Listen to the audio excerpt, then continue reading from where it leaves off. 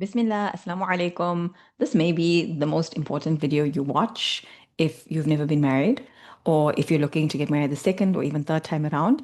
But if you are married, I still want you to pay attention here because there's likely people that you have in your life who still have to get married and they may seek your advice sometimes. And you want to know that your advice is rooted in emotional intelligence that is grounded in the Sunnah. And today's video is based on that. And if you're married, you may just find that in watching this video, you get a clearer idea of why parts of your marriage are not working and what you can do to fix it, inshallah, like what skills and changes you need to focus on to fix it, and also which parts of your marriage can actually improve, inshallah. Okay.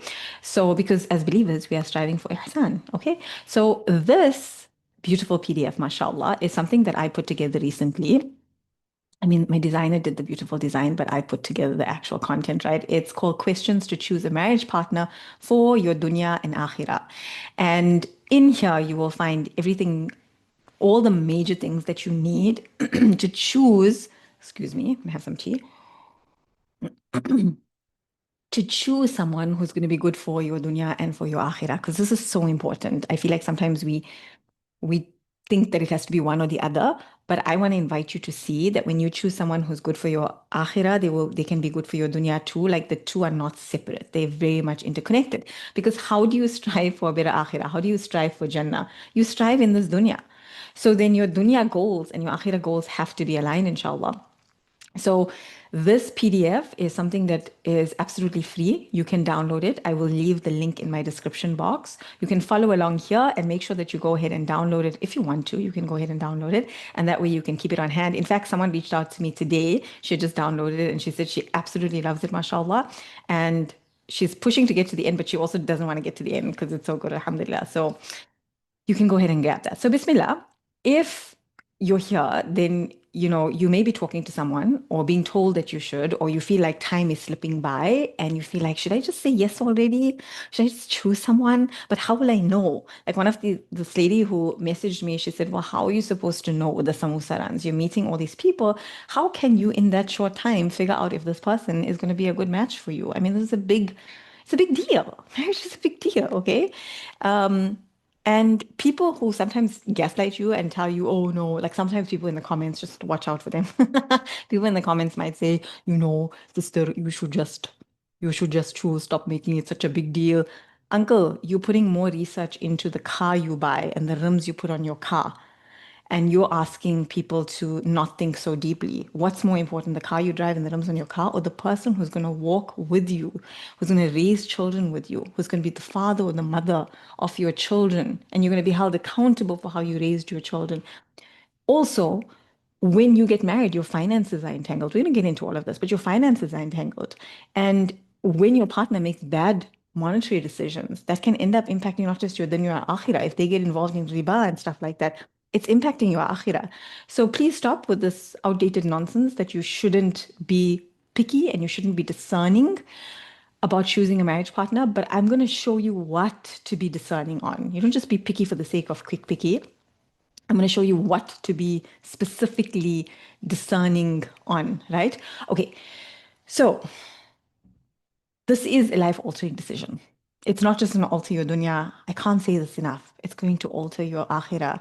And I want to remind you that nikah is not a race. It's not a race, right? It's not like who can get picked first, who can I pick first. It's a responsibility. It's not just about love, chemistry, or getting too old before you get married. It's not just about ticking a box. It's a sacred contract. It's an amanat. And it's a partnership that can either help you get closer to Jannah or slowly drag you away from it. Every part of your life, it affects every part of your life. And yeah, even things like I mentioned, riba, how you manage conflict, how you spend your time and wealth, all have long-term consequences, not just financially or spiritually too. But okay, so this isn't just a list of cute questions to ask a potential suitor. This is a tool for discernment designed to help you see past the surface so that you can choose someone who aligns with your values, your missions, and most importantly, your path to Allah. Okay. Um, because this is this one being chosen by the wrong person is not a blessing. It's not. It's really not. Okay, let's dive into it, right?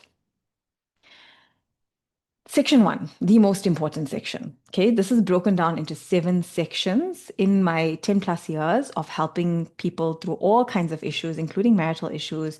I have gained a lot of experience. I'm also married for almost 19 years, mashallah. So I've gained a lot of experience of where breakdowns can happen in a marriage. And so this marriage guide is based on that. It's based on other people's mistakes. The other day, I was with a client that I'm mentoring, and she was like at a critical point where she's not sure whether well, actually, she wants to leave the marriage. And she was telling me, she's been married for a few years now, they have a few children, and she's telling me that when she chose this person to get married to, she didn't know what to look out for. She didn't know what to ask. And when the elders told her, oh, it's a good guy, she went for it. And it's not that he's a horrible guy, but he really doesn't know how to be a good husband. He does not have the qualities, he does not have the emotional maturity, he just does not have the capability yet of being a good husband. And so he's become like another child for her, another child that she has to look after. She feels so alone and burnt out and overwhelmed because she has to play the masculine role in the home and in the relationship, not because she wants to, but because if she doesn't, he makes these horrible decisions that ends up like having very dire consequences on her and her children and their household and their finances and all of that. May Allah grant her goodness. And so when I had that session with her, I thought about you guys and I thought I have to make this video. I have to let you guys know. Yes, at the end of the day, no matter how well prepared you are, no matter what questions you ask, Allah may still put you through difficulty, but like I said, people put so much time and effort into choosing business partners, choosing the right, studying to get the right job, studying to secure all of that, but they don't put anywhere near that amount of effort when you're getting married. Make it make sense, Habibi. But anyway, first one, Deen and Akhirah alignment. For a Muslim, marriage isn't just about companionship, it's about choosing someone who will walk with you as you both strive for Jannah. This is really important. No one talks about this. We really don't. We just say marriage is half your iman and boom, boom. Like as though as soon as you get married, you get handed this golden contract of half your iman and khalas, that's all you have to do. But remember, his spiritual values will shape how you make decisions, how you raise children, how you handle conflict, how you define success in your marriage. If he's the kind of man that says, oh, sunnah, sunnah, you're romanticizing it, but in the real world it's not like this, then there's no basis point. There's no shared values. Because if you're speaking from the Sunnah and you're speaking for striving for Jannah, and he's just like, nah, I don't agree. I don't think that's a big deal. I live my life differently. It's very hard to actually come to common ground with someone on that, right? So making salah, praying 5 times a day is the bare minimum. It is the bare minimum. It's just the start. It's not the whole package. Because someone who performs salah but disrespects others, avoids accountability, or refuses growth won't build a marriage rooted in tawakkul. Some people take the deen and weaponize it. They apply no emotional intelligence. They take all the rahmah out. And so their choices are about their ego. And they just contort and distort the deen. May Allah save us. So, questions to ask, because this section will help you dig deeper than surface level religiosity of, yeah, so sure, I'm a Hafiz, yeah, sure, I read 5 times Salah. And you're going to be able to ask questions that reveal whether someone truly lives by the deen. They don't just perform it, because there's a big difference. So, some of the questions: what do you do when your iman is low? I think this is such a powerful question. And by the way, as you go through this, you'll notice these questions are also going to stop and make you think about your own relationship with Allah, your own values. It may also help you uncover the areas that you need to grow in, where you need to improve, right? What role does the Quran and dua play in your life? This is so much more than just saying, oh, do you read Quran? Do you make dua? I mean, who's going to say no? Even if somebody like picks up the Quran like once a year in Ramadan, they'll be like, yeah, sure, I read Quran. But what role does it play? We're not just asking you how frequently you do it, you're asking what role does it play? How do you view the husband's responsibility as a qawwam? And he may say, oh, what? Or he may give you a very surface level answer of like, yeah, yeah, I know, I have to provide. Or he may say, well, you just have to do everything I say. And then you're like, okay. What kind of legacy do you want to leave behind? These are deep questions. And don't follow the silence. Let the person think. Um, red flags that you want to look out for. Someone who treats Islam like a checklist. They're just like, yeah, yeah, boom, boom, boom, checked. But they're not actually embodying the sunnah. They're more interested in like just the surface level stuff, but not the deeper stuff. Someone who isn't open to learning or growing spiritually. Very important. Uses deen to control or silence women. You know what I'm talking about.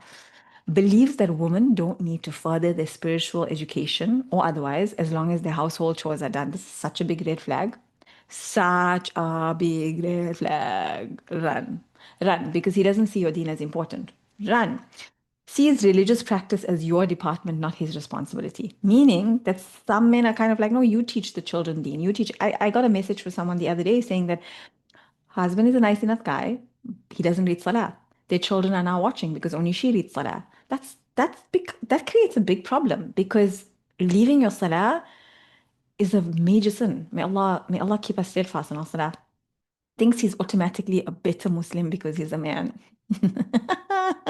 Okay, section two, emotional intelligence and conflict resolution. Oof, oof. Okay, so a lot of women dream about marriage by imagining the sweet moments, the stuff you see on TikTok and Instagram. I mean, I love those edits. They're so cute. Matching Eid outfits, doing Quran journaling together on a Sunday morning, posting that cute. My husband surprised me with cute coffee and flowers story. And I'm not making fun of it. Like we all want that. May Allah grant you that. And those are beautiful moments. But nikah isn't just about those things. It's built on emotional intelligence, right? And even if that's like a very important part of what you want, you're going to need someone who has the emotional intelligence to understand how you like to be loved. Remember, you're not choosing someone to enjoy the highs with only. You're choosing someone who knows how to ride the lows without destroying you in the process. Some people are just fun time guys or fun time girls. Like they're with you through the laughs and they're great, but when things get tough, when things get rough, they implode, they collapse. They're not there for you. They're not there for themselves even. They don't know how to handle it. And let me tell you, when you get pregnant, when you have children, things get very real.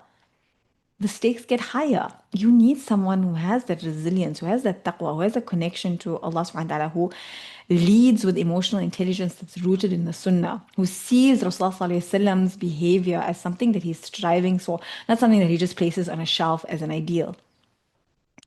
You want someone who knows how to disagree without being disrespectful, without insulting you, without being contemptuous, and how to repair instead of retreating or raging. This is so important. No matter how good the person is that you marry, at some point you're going to hurt each other. Not intentionally. I mean, if someone's trying to intentionally hurt you, run. But even unintentionally, you will end up hurting each other. Not because you're mean and evil, because that's just how dunya is, and that's how insan is. And the ability to repair, the skill of repair means that you know how to come back to each other, that you have enough emotional intelligence, you know how to regulate and move through your own emotions, hear each other out, make space for each other's emotions, and have the talks and the conversations you need to and know how to meet each other's needs and create that repair. A lot of couples fight and then they apologize and they just like cover it up and shove it under the carpet and everything's okay until that same situation comes back in a different form and then they fight about it again and it just keeps going and it causes like it chips away at the integrity of the marriage. And some of my clients will tell you now in my reclamation program, like one of my clients was saying that this is the first time her and her husband have made a real repair. They used to just argue and make up and argue and make up and argue and make up, and things were getting worse and worse in their marriage. And now she knows how to repair. She learned that skill in reclamation, alhamdulillah. And he's learning it also through reclamation. And they're learning how to repair. And this is changing their marriage hugely. It's making it sustainable. It's making it a healthy, functional marriage because most marriages don't fall apart from one big thing. They slowly erode because conflict is never processed, emotions are dismissed, and one or both partners can never learn how to regulate themselves. The good news is that it is a learnable skill, but you got to suss out if that person from the beginning is someone who is willing to grow, is someone who is willing to look at their own behaviors. And also, are you willing to look at that? Are you willing to look at your own behaviors?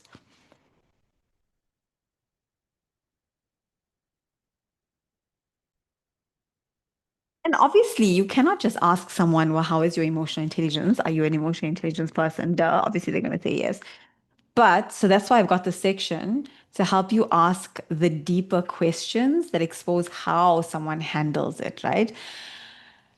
Because, yes, someone who reads their salah is the bare minimum, and they say they're on the deen, but are they showing that in their character? The beautiful thing about Rasulullah Sallallahu Alaihi Wasallam and the Sahaba was that they literally changed their identities to become people who embodied the Quran, who embodied things. It wasn't just about ritual, it wasn't just about external. Who they were on the inside fundamentally changed. When you study the people around him, Rasulullah Sallallahu Alaihi Wasallam, some of them did some really awful things before they came to Islam. And they didn't just carry that attitude with them into Islam, they allowed Islam to alchemize them. They allowed their connection to Allah to soften them. They changed who they were internally. And Rasulullah Sallallahu Alaihi Wasallam was the best mentor in terms of emotional intelligence. Being around him, he was literally a nervous system soother, a nervous system regulator. Just being around him, people felt seen, people felt safe.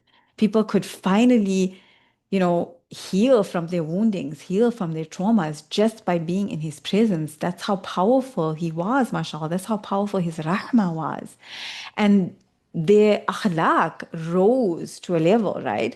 So, questions to ask was, when was the last time someone close to you was upset and how did you handle it? What's something a loved one has challenged you on and how did you respond? Now, you don't have to ask every single one of these questions, but choose a few. Choose a few. And once you get through one or two of them, you'll start getting an idea of where this person is at.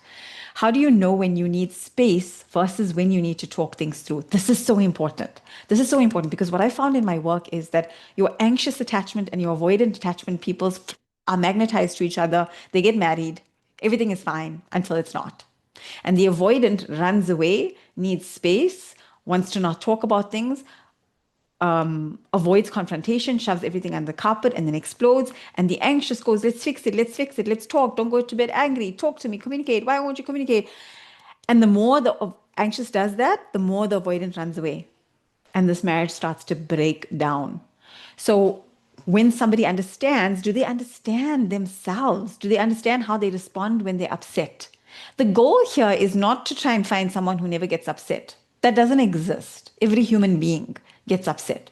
That's how Allah subhanahu wa ta'ala designed us. The goal here is to find someone who has the awareness to know when they are upset and has the emotional intelligence skills to not then, there's no power and my light has gone. So we're just going to be in the dark here. But so to someone who knows how to handle themselves, how to handle their emotions, how to not start insulting you or stonewalling you, that is really the goal here.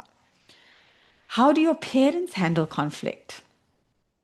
This is a big one. This is not just you snooping around in their personal life, but your parents shape your blueprint.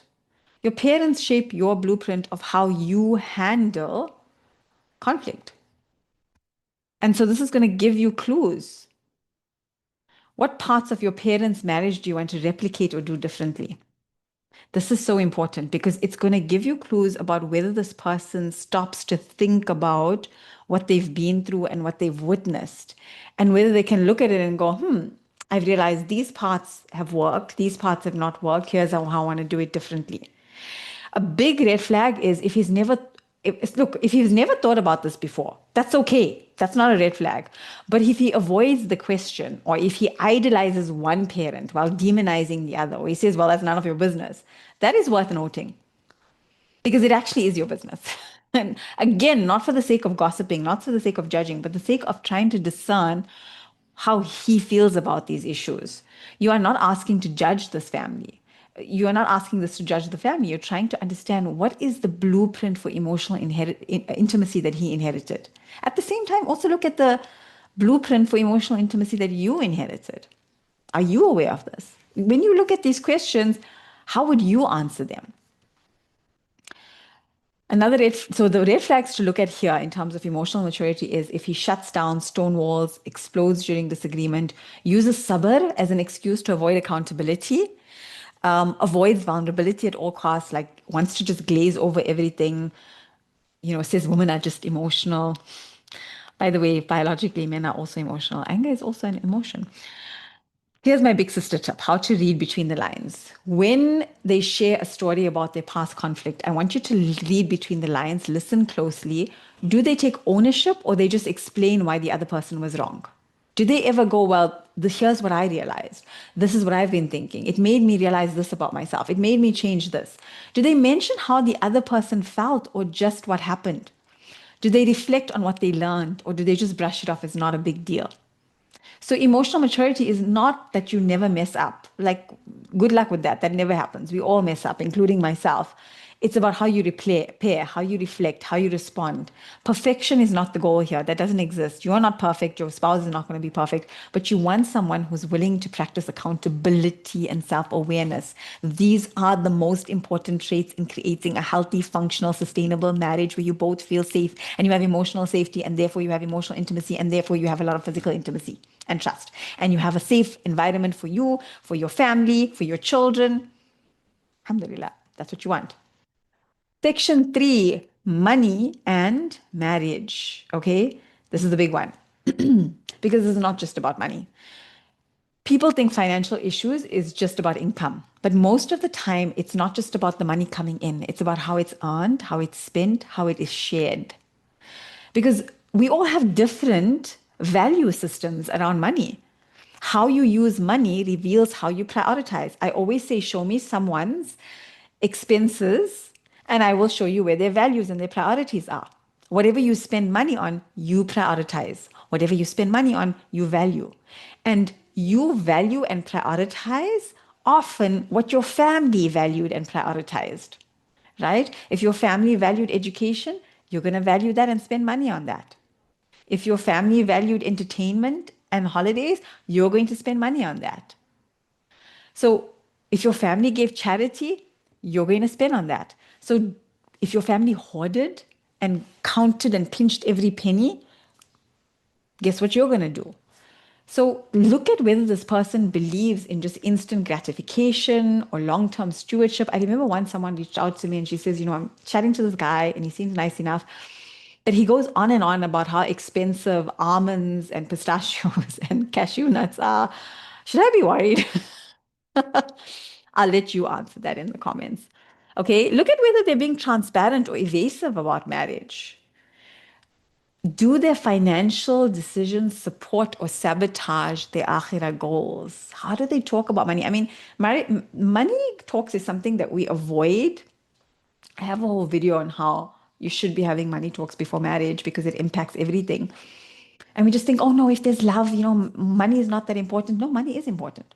Because if you are not talking about money, not handling money, you may make decisions that are problematic for your deen, problematic for your akhirah.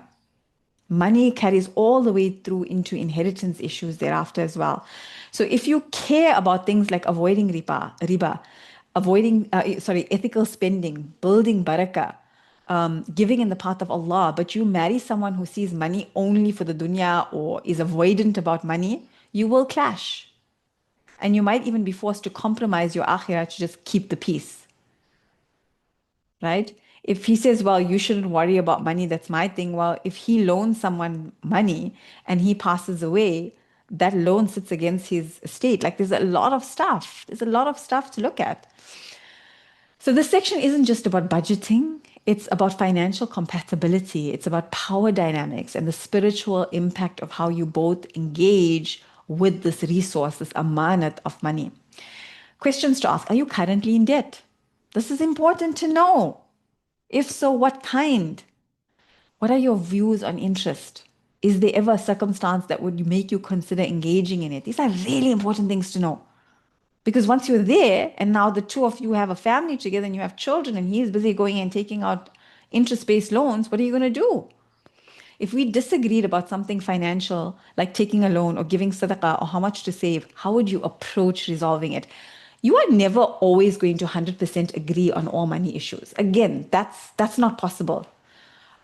But there should be some emotional intelligence in how you resolve the issues. How do you currently manage your money? Do you follow a system? How do you feel about your wife working or earning her own money? If your wife was earning more than you, how would that make you feel? What would you expect? How do you decide what to spend on, what to save for, give in charity? Now, if he's vague about the income, spending, or debt, but expects full access to your money, that's a big red flag. If he uses his providership as leverage to control, that's a red flag. If he sees riba as a necessity in today's world with no effort to seek halal alternatives, that's a red flag. If he says things like money isn't everything, that's a red flag because yes, it isn't everything, but it sure does impact a lot of things when you have children, especially. Okay. And it's this view of money isn't everything is just a really immature take. It's really just immature. And it's an avoidance strategy. It's a strategy to avoid responsibility in your life. Green flags to keep in mind. If he sees money as a form of amana, if he's comfortable with transparency, if he makes financial decisions with akhirah in mind, not just convenience or ego, he's open to conversations about money without guilt tripping or gaslighting or shutdown. Section 4, gender roles and shared responsibility. Now, this section is more, it's not just about who washes the dishes, it's about emotional labor, it's about power dynamics, it's about whether your husband sees you as a teammate, as someone to be cared for, or as a subordinate to order around. Does he see his role as a qawwam, meaning that he just gets to dominate and you just shut it? So, is he looking for a partner in purpose or a personal assistant in hijab? So, this section will help you uncover whether he has the maturity and humility to be a good qawwam, to be a worthy qawwam, to be the kind of person that you feel safe enough to build a home with. In your opinion, what makes a woman a good wife? What makes a man a good husband? These are really good questions. You should ask these too. You may find as we're going through this that you're suddenly starting to see marriage very differently. Congrats. That was the point of this. Asking him, if I'm tired, sick, or emotionally depleted, what do you believe your role is in that moment? And watch out for what he says also here with regards to his parents, what his parents did, what his mother did, what his father did. It's going to tell you a lot. Do you believe a husband should help with housework or childcare? Childcare, why or why not? What do you believe masculine leadership looks like in marriage? Can you give an example? Okay. What would it look like if we both had demanding roles at work with kids or in the community? How would our week look? How would the division of duty be?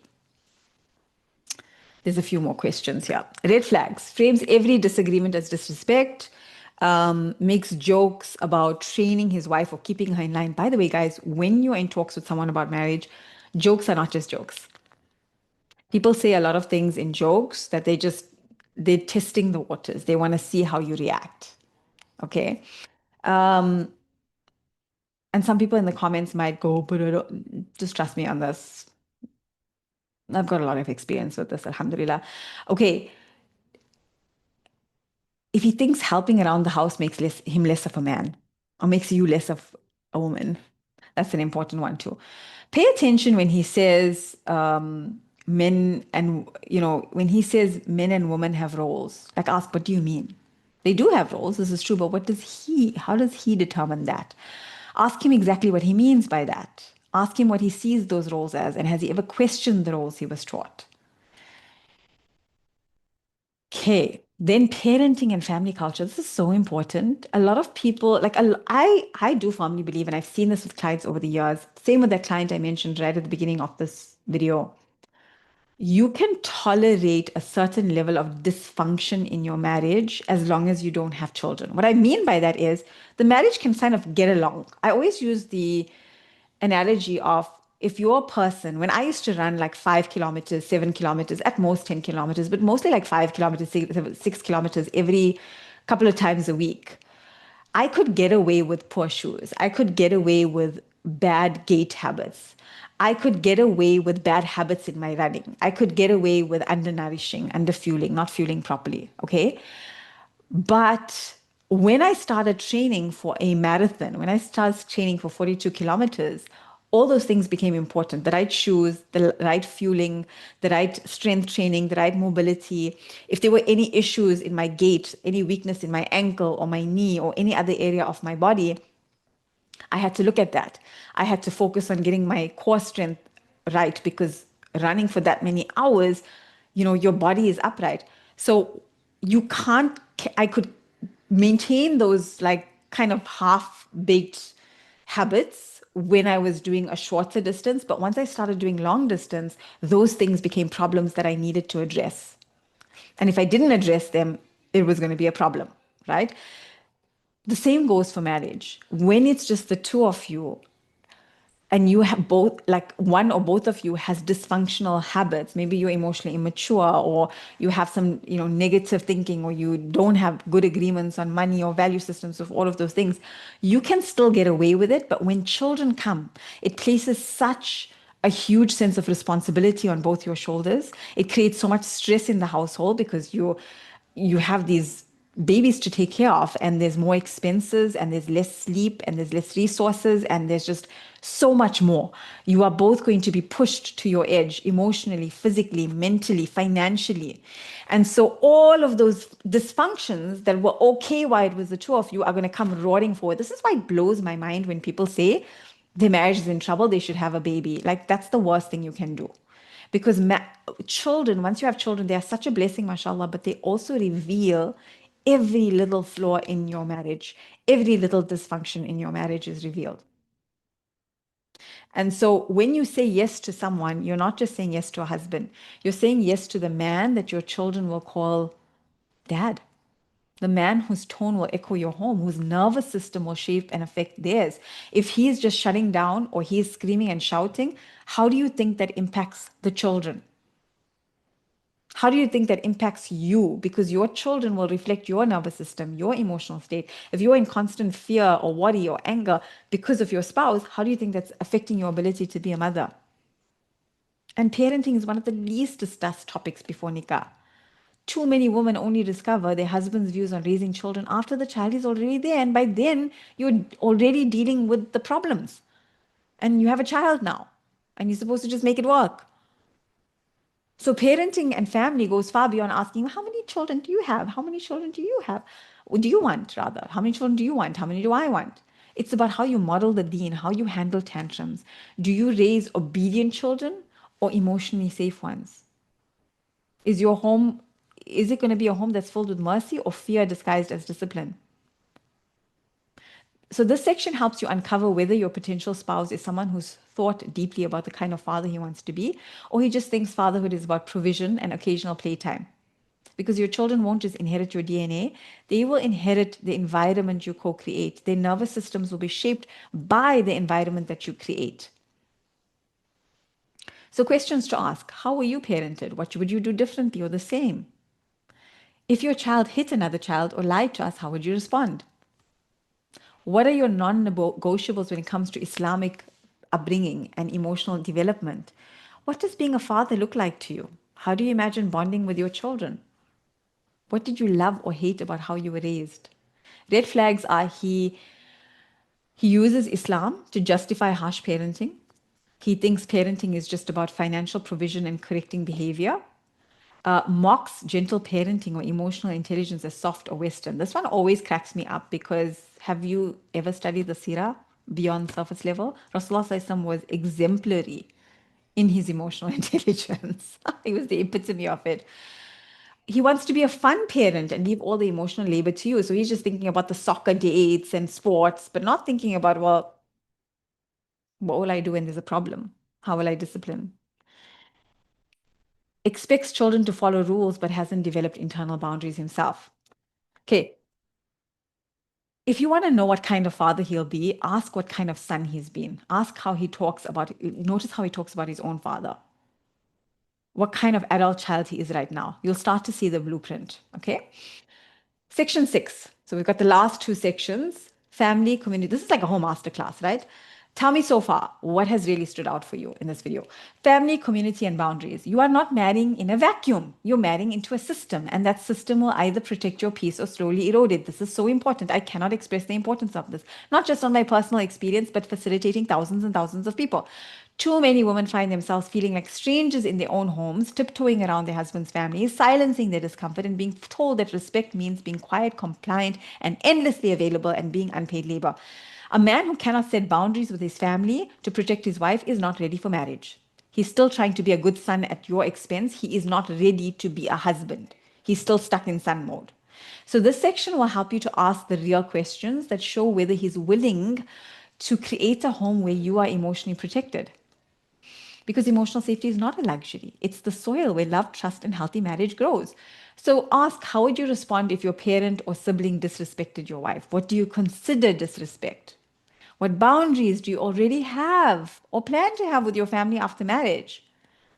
What kind of relationship do you want me to have with your family? Oh, a good one. Okay, what does that mean? What does that look like? How often would you expect to visit, etc.? What would you do if your parents and I had a disagreement? How are you open to living separately from your parents? Why or why not? And these are things you have to decide whether or not you're okay with. Red flags. My mom is just very sensitive. You'll just have to understand how to handle her. That means he doesn't believe in like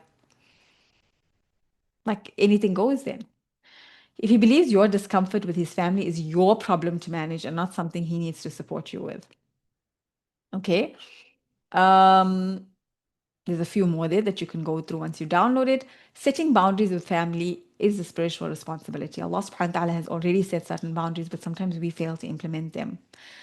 The man you marry should be ready to protect your home, even from the people that he loves. He must be emotionally mature enough and intelligent enough to know how to respect his parents and how to keep your home protected. It's entirely possible. And if he thinks it's not possible, it's because he hasn't developed the skill.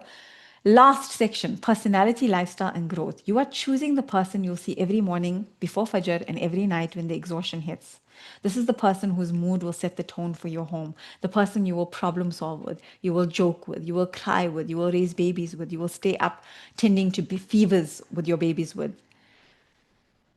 One grocery trip, one bill payment, one bedtime story at a time. This may be the person, there may be illness, there may be financial issues. There's so many tests that Allah subhanahu wa ta'ala may take you through. May Allah grant all of us goodness. Is this the person that can walk through you with it, in it?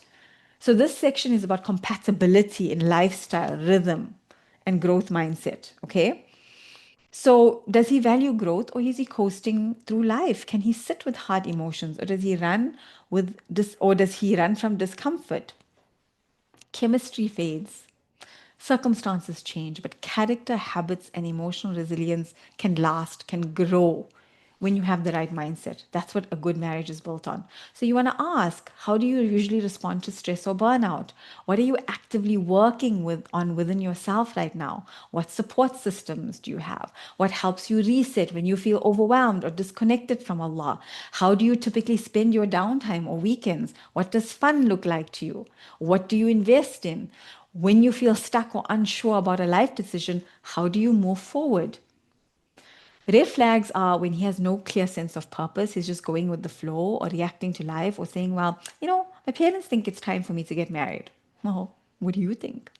Right? Why do you think marriage is the right thing for you right now?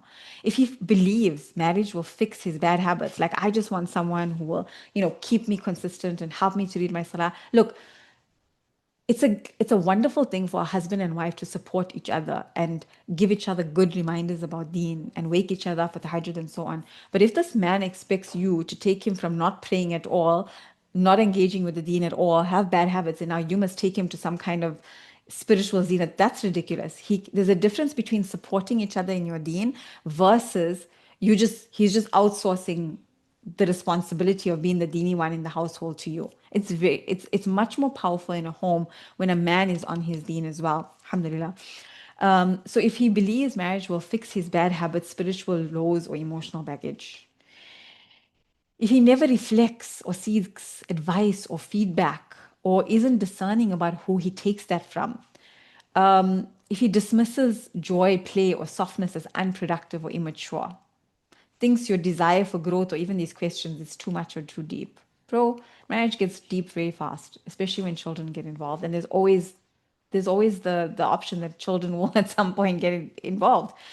Lives in a constant state of stress, overwork, or avoidance and refuses to adjust. Does he have space in his life for another person? He says he wants a big family. Does he have space in his life to deal with the stress of having a family? Because yes, a family is a blessing and a stress at the same time.